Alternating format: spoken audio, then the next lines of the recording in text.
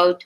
So this was my first team whom I had to ramp up them in the automation. So I was given a task to help them understand our framework so that they can automate the backlog, regression backlog which they have.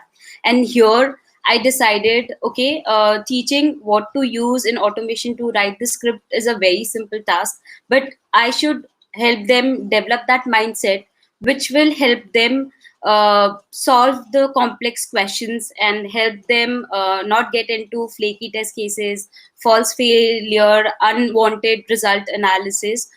So here I decided, so it was a 3 week trip for me to Boston, wherein I had to teach these guys from very scratch about everything about automation. So before coming onto the framework, I told them like, okay, what do you mean by a good candidate for automation? How do you start automating? What are the things you need to keep in mind? Because prior to this, we had already done a lot of regression and we had seen a lot of false failures, and because of that we had to revisit our cases again and again, optimize it, and we were not getting that confidence from the developers or sprint team that they can certify their build just by running the regression cases which we had created.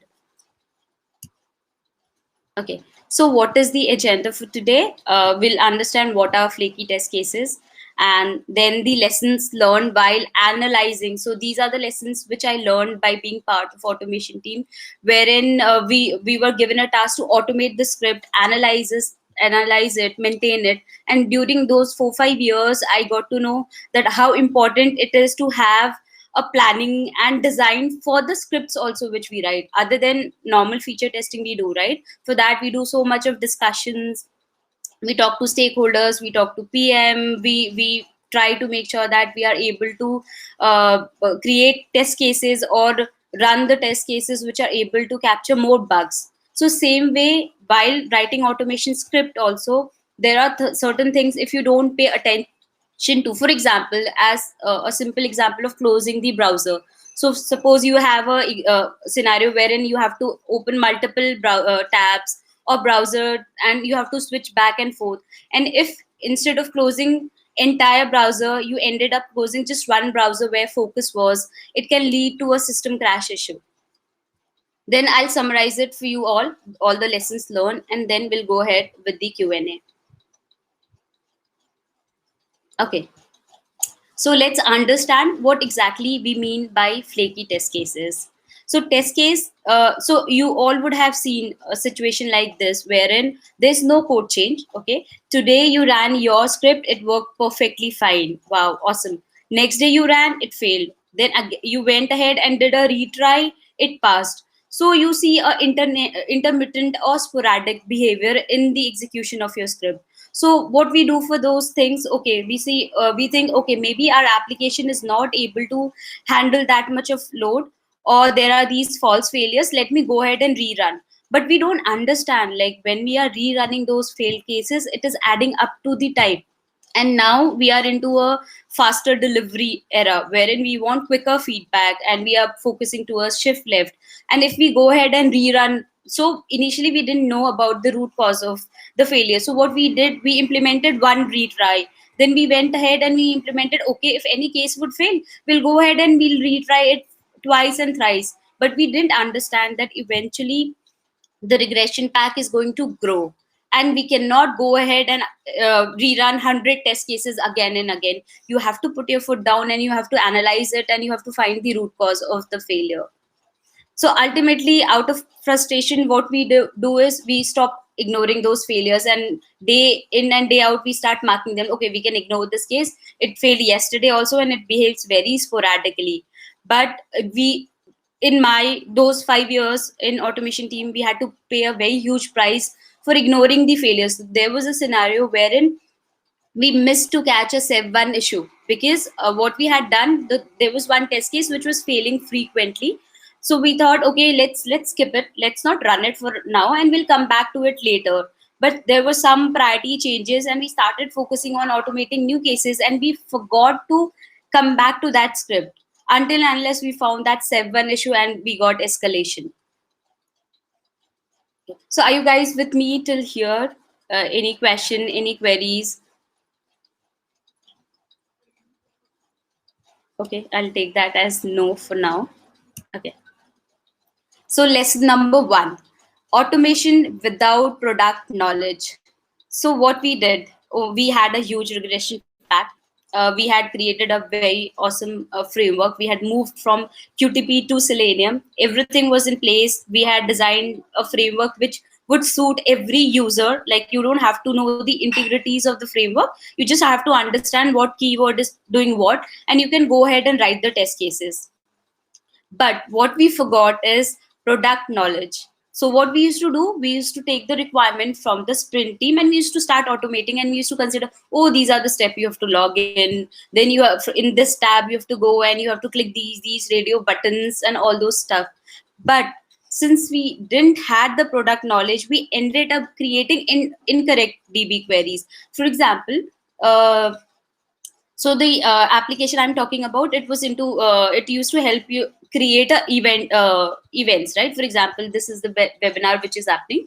So using that application, you can create an event, you can add invitee to the event, okay, you can add option of registration, etc. So if I want to register for that event, I have to ensure that that event has to be active, okay, and its event date is in future, okay. So since we didn't know about this thing, that okay, in order to fetch any event for the registration, we have to put lots of check. Okay, there could be a scenario that event is active, okay, but registration is full, right? You cannot go ahead and do the registration because we have fulfilled all our capacity for that event. So second, okay, so you didn't had a product knowledge, you went ahead and you wrote some incorrect queries, you didn't add appropriate clauses. So there we got a hit, okay. Second is, okay, when those cases used to fail, we were unable to find out the root cause of the failure, and we used to think, oh, maybe it's as usual, it's some environmental issue, maybe there is some code change which is causing this failure, must be there must be some application issue. And third is, we used to try random stuff to make the script fix. And we never thought, okay, if script is failing, there is a pattern. This script, okay, when I run it at this time, it passes. But when I run at this particular time or after this many weeks, it starts to fail. That means there is something wrong in the script. Lesson number two. Okay, we were focusing only on automating the regression cases, not the data set which is required for those regression cases. So there were two, three kind of a scenario. There was one scenario wherein people added the data set also as a part of a regression suite. Okay, so what was the problem with that approach? I'll come to it when I'll talk about the execution time. And second was, there were people, the data set they created manually, okay, they logged into the system, they created data set manually, and in the regression script they were fetching those data set. So as I was giving you example of event expiration, you can make the event, like the application in the, you can create a survey, you can create event, but they have a maximum duration of 1 year. You can have a registration date of an event for 1 year. That was the maximum limit. So when somebody had created that data set, they had written event end date as 2018. Okay, so once the 2018 passed and we ran our cases, we saw, I mean, almost all the cases failed. And when we did the analysis, we found out, oh, the data has expired and we need to recreate those data sets. But what was the problem? The person who has automated that script, the person was not there in the system. So we had to backtrack. So from the regression cases, we did the analysis, then we used to create, okay, we started automating those data sets, and there used to be time, okay, we used to think, oh, now the data set is done, let me run the data set and then run my regression. In the run, we used to find, oh, there are still certain things which are missing, and there are certain kind of data set which you can, in an account, you can create it just once. So so if you went ahead and automated incorrect data set, okay, so in that case you had to get it deleted from the DB, and for that you need to coordinate with DPA so that they can create the delete the database, and all the referencing which is there from one table to another, that gets deleted, and we don't get orphan entities. And third problem with creating the test case data set manually was the portability issue. So due to this approach, we were able to run regression only in single account in single region. When our sprint team increased, okay, they started asking, okay, we want our dedicated environment, we want our dedicated account where we want to run regression. So since everything was hard coded, we had to do a lot of work to get those script running. Okay, lesson number 3. Okay, so now we started automating, but since there were a lot of new joinee in the team, and they were more focused on, okay, using the framework to automate the script, they were unable to categorize the script. Like, okay, there were times wherein a scenario which should be a regression scenario, it was a part of a smoke test pack which we had created, which we used to call as BBT.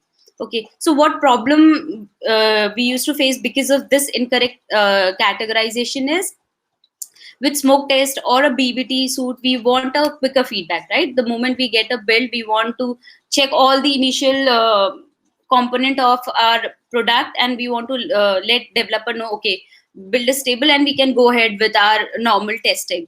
Okay, so since we had included the regression scenarios in our smoke test scenarios, so instead of giving the feedback in 10 minutes, it used to take us, okay, 15 minutes. And if the cases used to fail, there used to be a retry. So that feedback time used to increase. And in production, so later on you'll see that we went ahead and we ran some cases in production, so where these things used to matter a lot. We wanted to give feedback as early as in less than 5 minutes. We don't want client to catch those bugs, important bugs, right? We wanted our suit to catch it before client does it. Okay, next lesson, not knowing what to automate. Okay, so we got a scenario wherein there was this scenario wherein we had a calendar, normal calendar which you have. So in that calendar, we used to see all the events which are going to happen in that particular month. So and there were a lot of permutation and combinations which we had to check. Like, okay, you click on that event and you are able to verify that, okay, you opened a correct event, etc. But the data set required for verifying that particular feature took more than 15 minutes. Okay, so here you have to put your feet down and tell people, okay, you don't have to automate everything. Okay, you see how important use case is it worth putting 15 minutes of time in automating the data set? Okay, you'll run a data set for 15 minutes, and then for a regression you just have to log in and you have to verify a link. Okay, if you see, it's a must for you, but there would be a scenario wherein there would be one of cases where you need to run this particular test case. So what you can do is, you can just demarcate it in certain manner, that okay, in normal regression run, these cases are not picked. Okay, next. So when we started automating in our first organization, we were very small team. We were close to, I think, 5-10 members, and it was very simple products. And we, again, so as usual, we never thought about the future. We didn't have that experience. Okay, this product right now, it's simple. Okay, it has got very simple stuff. It would expand. Okay, the team would expand. Okay, and a shift happened, right? In 2012, the organization, they started moving from a waterfall to a agile. Okay, so before, till the time it was waterfall for us, what we used to do, in 6 months we used to run the regression pack just twice. Okay, so because we were running just twice, the amount of data set which was getting created in an account was very less. Okay, but the moment we went towards agile, there was multiple sprint team. We ended up putting a lot of load on the single account, and same account, since we didn't tell people or sprint team, or we didn't educate them that, okay, this account with this name is being used for the automation team, please don't go ahead and do any testing of yours in these particular account. What used to happen is, same, the data set, we used to create the data set, and when we used to run our regression, we used to see that, okay, our cases are failing because there is some change in the settings. From there we got to know, oh, it's very important to have, even to have a account creation also as a part of your script. Okay, because there would be a time where your account would also get corrupt. Okay, so then we went ahead and we automated even account creation, then data script population. So the data set also, we categorized it into two categories. Okay, it's one time data set and it's a multi-run data set. So one time data set is something which you just have to run once. For example, you have to create a hotel, so you created just once. Okay, then event creation could be multiple times, so you have to do a registration in an event. For that you can create multiple events. Okay, yeah.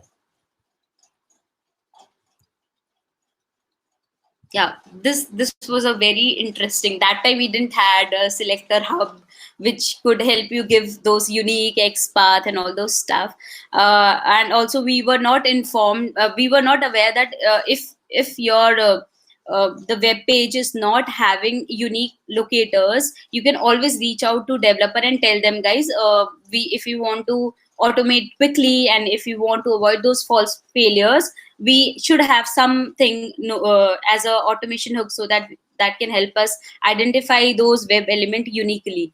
Okay, so what we did, we had one application. It was created on React, I guess, and the elements, they didn't had anything unique other than the text. Okay, so we thought, okay, we should create something unique, so we'll use the text to create the locators. So everything worked very fine for a couple of years, and then we got a requirement that, okay, we are going international, and apart from English we are going to support some other non-English languages as well. Now people from other countries as well can create event in their language or survey in their language. So the automation, we had a good automation pack, but it was not able to help certify those features in non-English language, because we had used text to locate those web elements.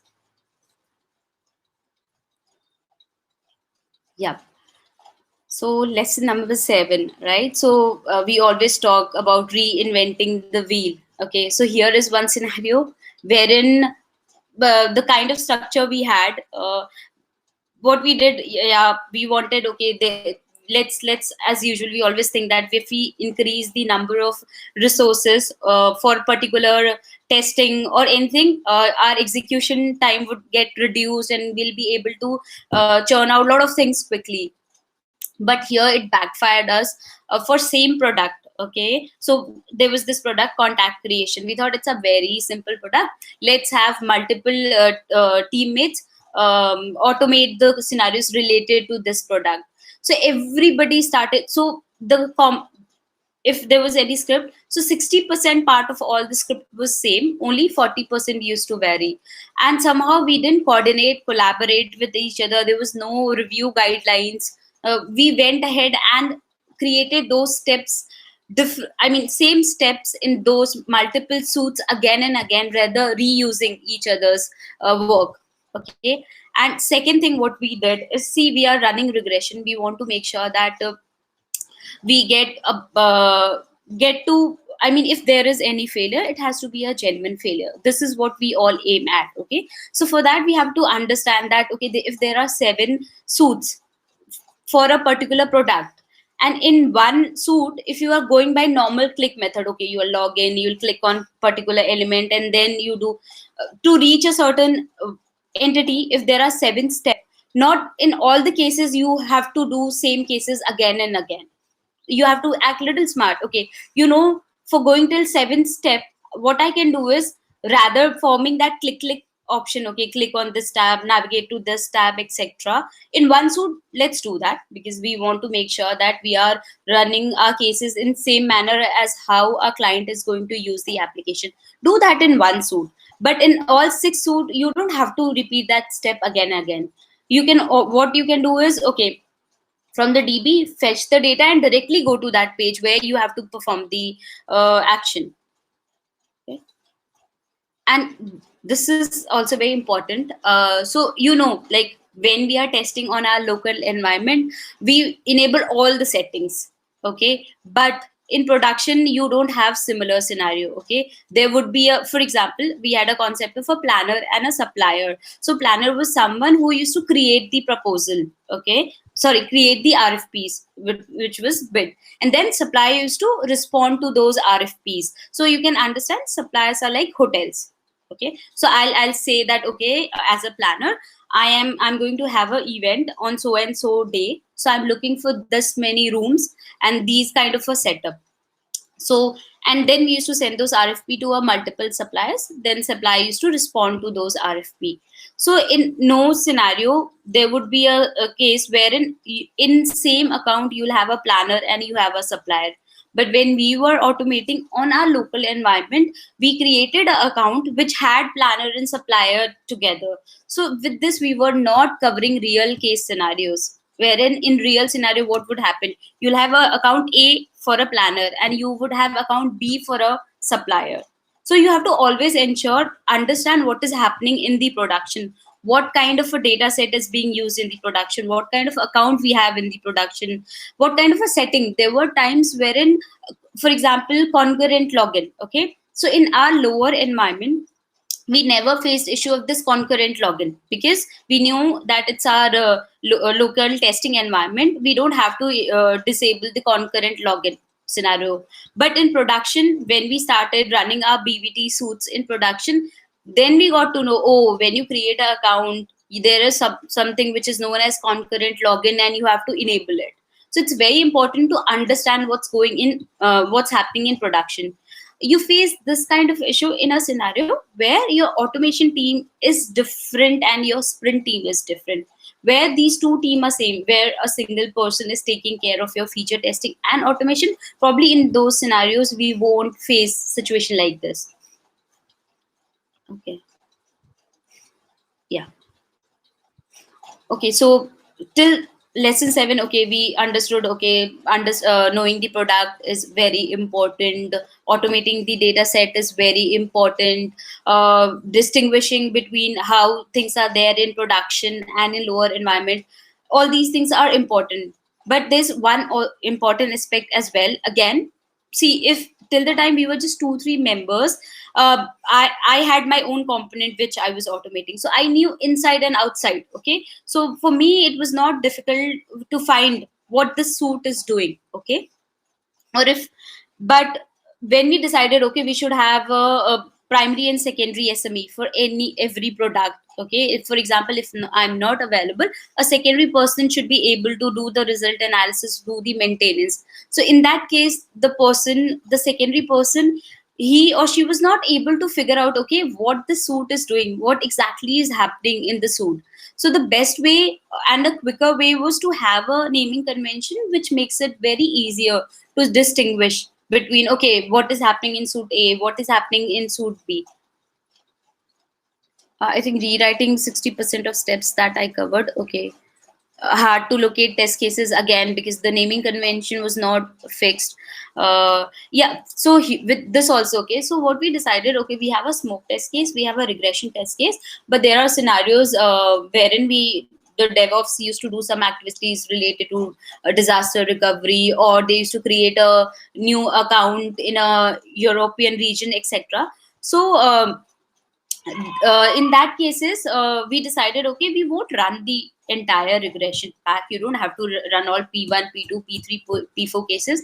You need to figure out only P1 cases. Okay, so it was very difficult to come to that P1 test cases. We had to do a lot of meeting with the sprint team. We had to walk them through the script to tell them, okay, see, this is happening, do you think it is a P1 test cases which would help in certifying these activities. So from here, what we did, we started adding certain kind of prefix to the cases we used to create. So for example, if it was a smoke test case, we used to add a prefix as BVT. Okay, so anybody going through our script would understand, oh, BVT means it's a smoke test case.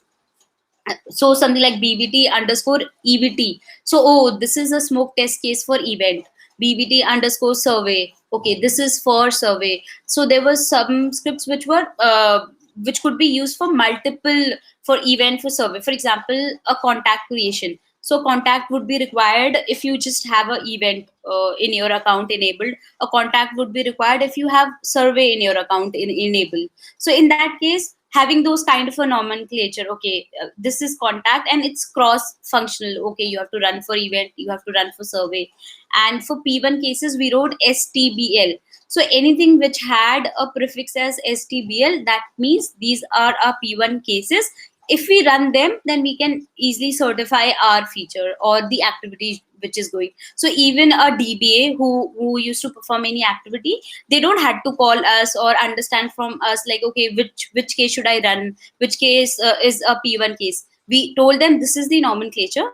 If you are running, if you are building anything, go ahead with the suits which has BBT as a prefix. If you're doing some major activity, go ahead and run the cases with STBL as a prefix. Okay. Guys, any question till now?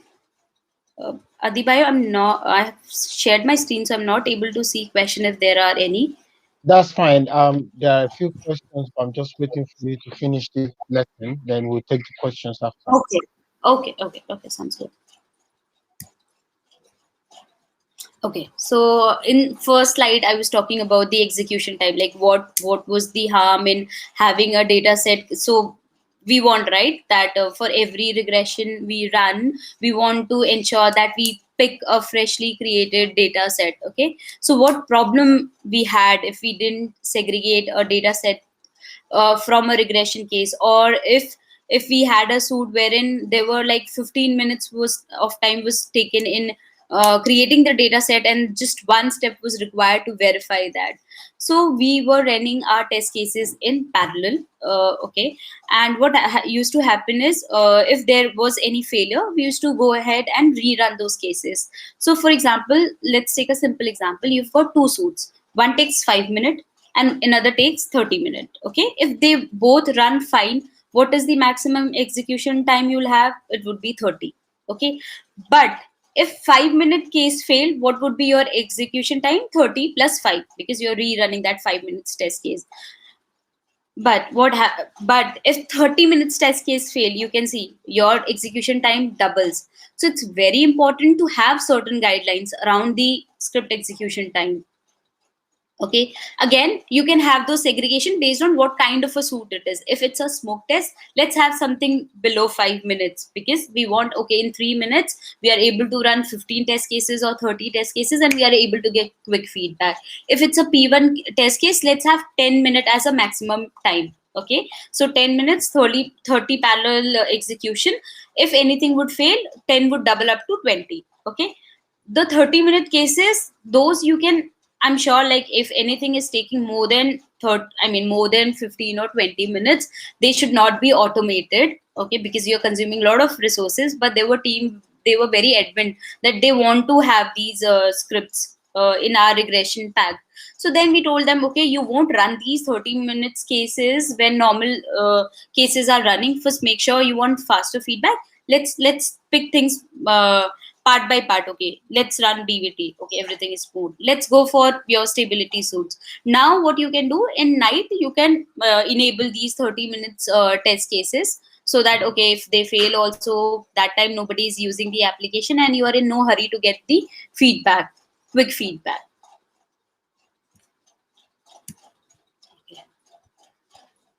I think this you all would have faced. Okay, so when you are automating in lower environment versus what you are automating in production. So we set a rule, okay, that you have to ensure that you don't run test cases just once, okay, before you give it to us for merging it to the master. Okay, and okay, if it your case fails also, we had a retry mechanism and we used to go ahead and retry. But in production, okay, you cannot retry things again and again. Okay, in production you cannot have those DB queries which we were using in lower environment. In one of the slide I mentioned that, okay, if you want to fetch any entity from the database, make sure you add enough clauses, or you do a proper joining between the multiple tables and pick out a data which suits your requirement. Okay, but not every rule follows everywhere. In production, it is very important that your suits at any day picks only the data set which is created for testing. Okay, so here we here the call was to yes, go ahead and hard code stuff. Okay, keep the dataset creation part automated, but don't go ahead and run a execution for creating those dataset how we were doing it in lower environment, wherein okay, first we, if there is any new environment or a new sprint which is being formed, so what they used to do, they used to first run our scripts for creating the account. And in the account creation, there were a lot of stuff for which we had to interact with the DB. But in production you cannot do same thing, you cannot interact, you can play around with the database. So here, when you are running anything in the production, I would say go ahead and hard code stuff. Okay, because you know, this is here you are just going to run your execution once in a day. It would be for certifying your bills. Okay, and you want to ensure that you don't write such query that it ends up fetching a production data or customers data. So we had a scenario wherein we didn't added right check and balance in our script, and due to which we ended up picking one of the clients hotel, and we used to send them RFP daily. So once and twice they ignored. Okay, but later on they escalated that okay, we see that we are getting a lot of test RFPs from your people. Okay. Yeah. So how many times you guys would have written your test cases and just run them once, and you would have felt happy? In fact, recently I was going through one picture wherein something ran for the first time for a experienced developer, and he was curious, oh, how come it ran well for the first time? So same thing we have to take care while we are writing the script. Why? See, when you are running anything individually, I created a new script, and if I'm running individually, you won't be able to see the interdependencies. So there was this scenario of a contact creation. So what we used to do is we wanted to ensure, okay, at any day, because contact is a very important part of our application, so we are able to create a contact and verify the stuff. Okay, and that's it. There was another suit which used to check deletion of the contact, because we had to do some cleanup. So we thought, okay, we are from one thing we are able to solve two problems, which is okay, we'll do the cleanup, the unnecessary, the account which contact which is getting created by our regression pack, will clean that up. Also we'll be able to test, okay, if somebody wants to delete an account, he or she is able to do. So yeah, the case was running fine, but once we observe, we there was this suit on the on custom field. So in contact we used to add a custom field. So there was three cases. One was used to create and verify, another it was for deleting, and third one was it used to pick a created contact and used to add a custom fields. Okay, custom field can be your organization name, okay, or your another mobile number, something like this. Okay, so we saw that whenever this custom field creation script used to fetch a contact, it used to end up fetching a contact which parallelly used to get deleted. Okay, so you used to see those tail element reference. Okay, so now you have a contact is running, and there's a deletion, a contact deletions case is also running parallelly. So what used to happen, and in this custom field we know, okay, we are going to always, we won't create a new contact for custom field edition, because there is already one test case wherein we are creating the contact in it. So what used to happen, when this script for custom field creation used to go ahead to pick the newly created contact, used to get deleted by this middle script which was there to delete the contacts. So then we realized, okay, all these things are very dependent, let's not segregate them. We know that okay, it would add up to our execution time. We had segregated because we wanted that okay, our execution time should be less than 7 minutes. So the idea of sharing this example is, not everything is black and white, you have to use your judgment. Okay, in this scenario, your time is more important, or you want to avoid those false failures, and then you have to take the decision. Yeah. Okay, so till step lesson number 11, we have done everything right. We ran in bulk, we followed a nomenclature, okay. But what we do is, the moment the things get merged to the master, okay, we relax. Oh, my work is done, my job is done, I had to automate, and that's done, and it increases my count of the number of suits I have automated. But what we do is, we should analyze those cases. If I have added anything today in my regression pack, I should own it. I should go ahead and analyze it, okay, how it is behaving in couple of runs. Okay, there would be times since these cases are flaky, which means that at times they would work, at times they won't work because of ABC reasons. So it's very important to analyze them and fix them then and there. Let's not okay, mark them as skipped and we'll come back to it later. The example which I shared earlier, that we had skipped certain cases to fix, thinking that okay, we'll come back to it later, and when we came back to it later, it was very late because we had missed in important severity one bug. Okay. And we got more bashing for it, that okay, you had a script, okay, which could have caught things easily, why was it not enabled? And fix was also very simple. It's just that we had to create a better locator. So just that, we thought okay, we let's not analyze it now, we'll come to it later. Had we analyzed it there, it would have just taken 2-3 minutes for us to see okay, why it's failing, and we won't have got those save one issue and that dashing which we got. And many times, and in all areas, not just automation, we are always working on doing something new, but we forget to pay attention to the things which we have already done. We forget to monitor them, we forget to analyze them. Okay. I think this we have covered in one of the slides. So here the learning was same which I told you, to have a clear demarcation. Okay, when what can be a good candidate for a smoke test, and what could be a good candidate for a regression case, and from these also which one I should add it in our production verification test. So the cases, smoke test cases which we used to run in production, we used to call it as PBT, just a nomenclature. Yeah.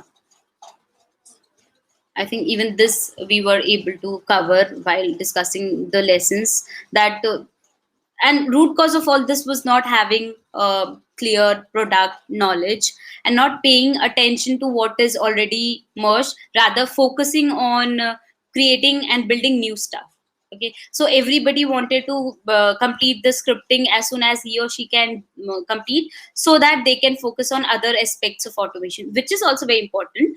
But what is the use of that automation framework which is not able to find genuine failures? Okay, you can have an amazing automation framework with all the patterns, and it supports okay running the cases using data source as DB or your Excel, what all capability you add in your framework. But if you don't pay attention to designing of your test cases, on analyzing or troubleshooting the cases, there's no point focusing on those other areas. And yeah, I think I have covered this as well. Okay, new account versus existing account with lots of data. Yeah, again, so since we had created those scripts for account creation, so people, what they started doing is they started creating their own account. So every member in the sprint teams, because everything was handy, okay, they don't have to do anything manually, everything was in place. So what they did, they started using those scripts to create their brand new account. Okay, so they used to create a brand new account, automate their cases, and they used to give us the result. See, I ran these cases 10 times, the result they used to give it to us, that okay, I ran it 10 times, it's working fine. Okay, and we also didn't pay attention that okay, in 10 runs if something is working fine, that means okay, it has to be a stable. But I'll take an example of pagination. So if you have a less data in your account, you would always see like if there is anything related to search in your application. So if you create anything, it would always be there in the first page, right? But if there would be lots of data in that account, it's not necessary that whatever you've created would come in first page. But when I had created my script, I always assumed that okay, we are seeing 200 things in page 1, so my data would always come into that 200 list. And parallelly I have a cleanup script as well, which is going to do the daily cleanup. So always I'll be under this 200 bucket, so why I can go ahead and simply click on those element easily. But when you run same case in an account where regression is run multiple times in a day by a sprint team, you will see that okay, same element which was showing up on the first page, they used to show on third page and fourth page, and there were multiple scripts which were written in this format. So until there used to be 200 entities, it used to work fine. But after a month, like when that 200 limit used to cross, okay, we used to see those failures. So as I told you, in single analysis you won't be able to find out stability of your script. It would be like okay, over a period of time you'll understand, you'll get a pattern, and then yes, there still would be a flaky test cases. But since you would have done so much of analysis, monitoring, troubleshooting, you'll be able to easily demarcate okay, yes, this is a flaky case, it happens once in a while. It could be because of some synchronization issue, either application is slow. So you'll have that confidence. And a simple mistake but a very costly one was yeah, so we wrote script, there were multiple switches, and but when we were completing our script, we used to just close the current browser, and we used to miss closing entire open browser. Okay, so due to which we started seeing that our system used to crash. And there used to be a time where because of so many open Chrome instances, it used to get very hard for us to log into that machine and do the cleanup. Okay, so finally I think we have so 9:14. So the summary of all these lessons and experiences: before automating anything, go ahead and understand the product. If you know the product, you'll be able to write effective test cases. And if it would fail, you'll be able to figure out okay, it's a genuine failure, or it's a script issue, okay, or it's a configuration issue. Second, as your team increases, make sure that when you start anything, you should have a review checklist, certain kind of a checklist, because you won't be able to pay that much attention to each and every script which is coming for you in a review. So what you want, that basic hygiene things team takes care of itself, okay, before they come to automation teammate, or before they get their script merged. So you should write those checklists. For example, a simple checklist like, guys, ensure that you close all the browser. Guys, ensure that you don't create locators using text, because we had seen that when we had to support certain feature in a non-English language, it used to fail. So text should be your last resort. Okay, make sure you demarcate between one-time data sets and multiple run data sets, so that okay, we know that for this particular suit, if something would fail, we have a data set which we can run and we are good to go. Assertions, okay, let's not just focus on UI assertion, we should add DB assertion as well. And finally, continue monitoring your cases. Okay, so I think monitoring won't take that much of a time. So, and also not only your cases. So what I used to do, I used to take care of my cases, but I used to be very curious to understand why cases from other component are failing. Okay, and without anybody telling me to analyze those, I used to do those analysis and used to find out, oh, this is a genuine failure, but this was marked as okay, sync issue. And you would always find a pattern, so look for those patterns. Okay, the contact creation part which I was giving you. Okay, so you will always look for the patterns. Okay, oh, this fails when this and this are running together, that means there is some dependency.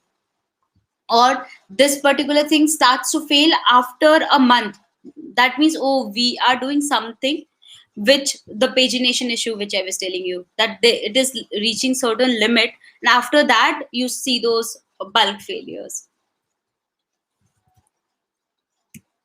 And okay, I'll open for Q&A. Thank you so much, Yoti. That's a lot of pointers in 45 minutes. Oh my God. Thank you so much. That's brilliant. Well done. We have a lot of questions. If you look in the Q&A mode, section in the Q&A mode there, Mm-hmm. you would see the questions. But do you want me to read the questions for you, or do you want to take the questions one after another? I'll take it, Adibayo. So I'm going through the questions. Let me. Did not know we call them fake. Acha, okay.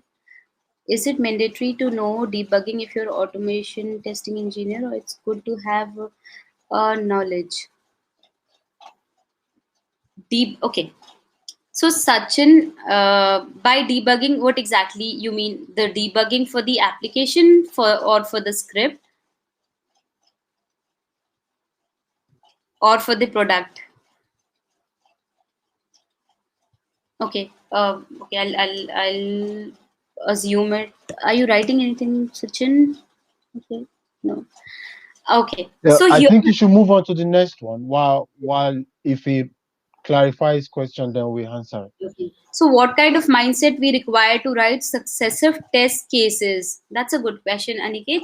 Yeah. So, the points which I mentioned, that don't focus on what is there at that time. Okay. So, like for example, we were just focusing. Oh, we are a small team, single account. We'll run our cases. Okay. What started to fail is when we went from a small team to a bigger team, multiple team, when we wanted to automate our cases in a lower environment to a production environment. So thinking all those aspects, I know if you are starting anything from scratch the way we didn't had that knowledge. Okay, and I was lucky to be a part of a automation team for close to 5 years, wherein I saw from framework creation to test creation, maintenance, analysis. So I saw entire cycle, and hence I have these learnings. Okay, so some things would come by analyzing those cases, by observing the pattern. So write the cases, very good, but analyze them, see how they are behaving. Okay. With so many automation tool out there, is there a baseline that we should learn so that we can use any tool that is introduced to us? Okay. So I'll park this because it's not relevant. How to understand like flight booking app where flight results for each day will vary. Okay, so Gitesh, again, there are couple of things you can do, it would depend upon what kind of settings you have. So in these scenarios where data is changing dynamically, what you can do is you can have data creation as part of your script as well. So you'll create the data, and the data which you have created, you'll know the name of that data at that particular time. So in subsequent steps, you can go ahead and fetch that data.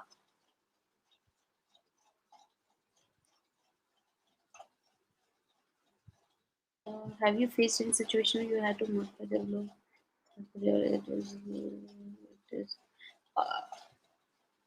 Yeah, so Sachin, regarding the nomenclature, we had to revisit again and again, but finally after a couple of iteration, we came to the conclusion which I told you, like, okay, anything which needs to be run as a smoke test in lower environment will have a prefix as BVT.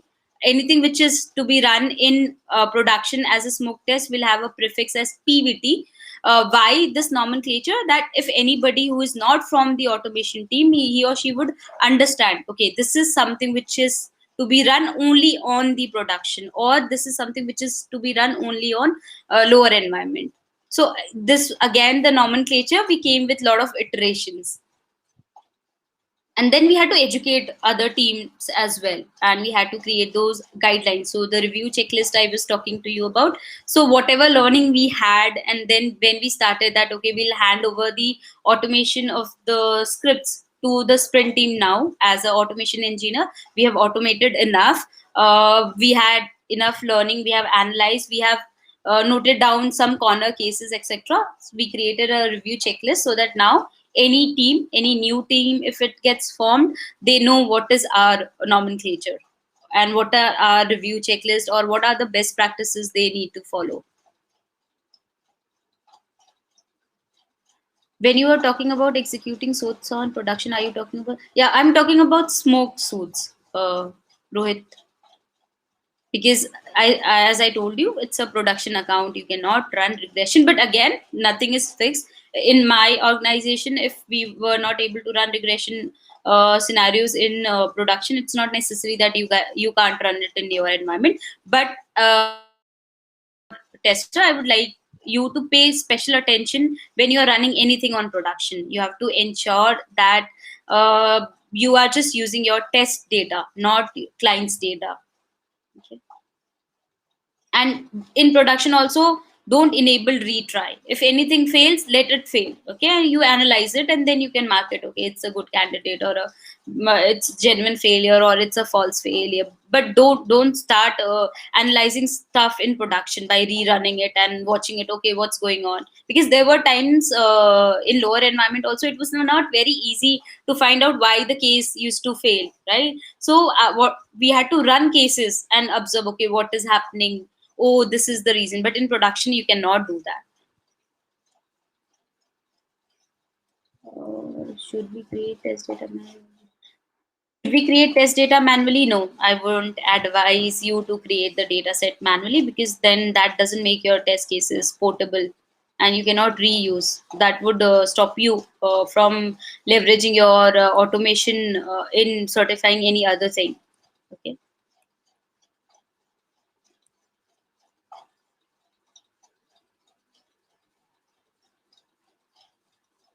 Okay, my understanding is test data script should be independent of test. Yes, framework and a step as a part of say how do you resolve manual data set. Yeah, so this is what I was saying, that for example the event example which I was telling you, right? So you can have a event which can be active for a year, right? But after a year it would expire. At that time you have to create that event, right? And so what you can do is you can always automate those test cases, and in your regression suite somewhere in the comment just mention that for this particular regression suite, this is my test data. Okay, so in case you see a corruption in the data, here is the suit which you need to run it. So don't make it part of your regular run that, okay, every day I'll go ahead and create a new event and then I'll do the registration. The use case for this particular case was just to check the registration. So why do you want to go ahead and create a event? Okay.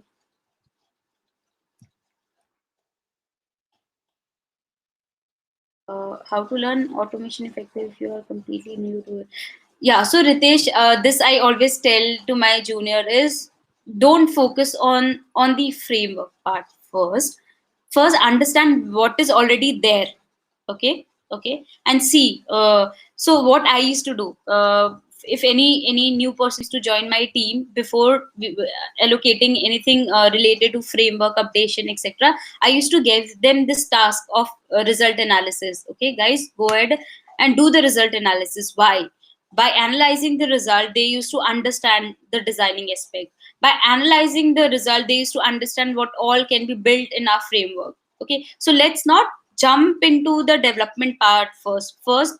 Analyze, talk to your seniors, understand, okay, what are our pain points. So this you can only do when you start uh, working on these aspects: test case analysis, finding, okay, how stable our cases are. Okay, what kind of cases we get for automation. So even if I join any new organization, first I focus on these things.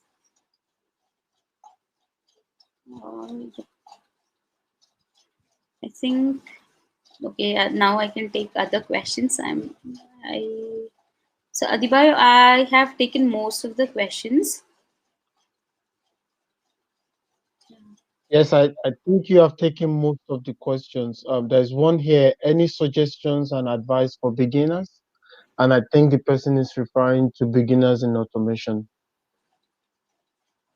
Okay, so if it's with respect to automation, again, if you are not talking about scripting and automation, so yeah, basic, you should understand the basic. Okay, for example, and you have to understand like why framework is built, right? And what you can already, there are so many things on YouTube and there are so many blogs.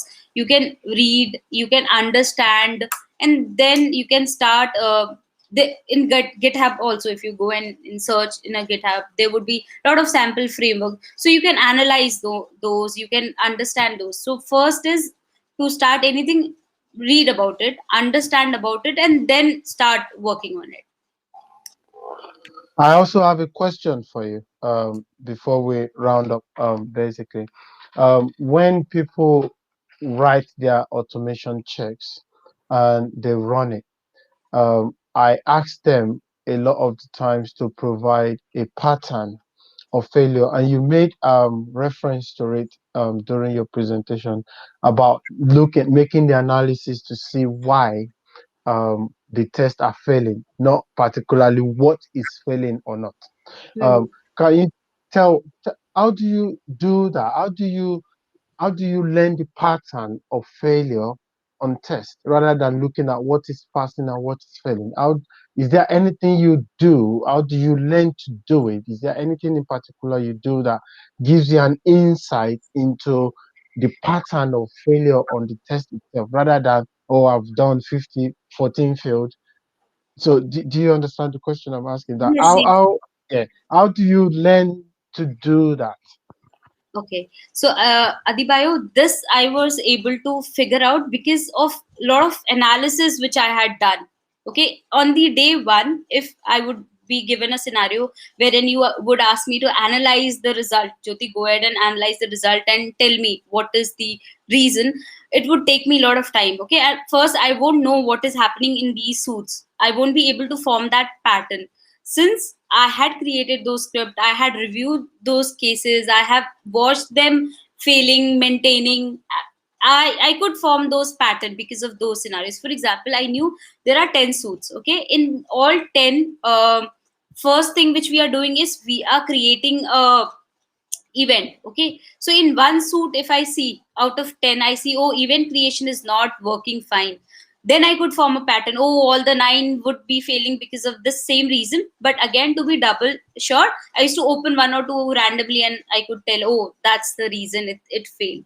So it's all about how much time you spend analyzing. So it's same as normal feature testing which you do, right? So if you get any production bug, you understand, oh, this part is failing, it's related to this and this and then this. Not on a first day you'll be able to analyze. Okay, see, even if a bug is caught in a production, you take time to find out its root cause initially, but eventually you get experienced and you will be able to tell if something is not working at this particular page. I am sure that it won't be working at these pages as well, and we should check there is there.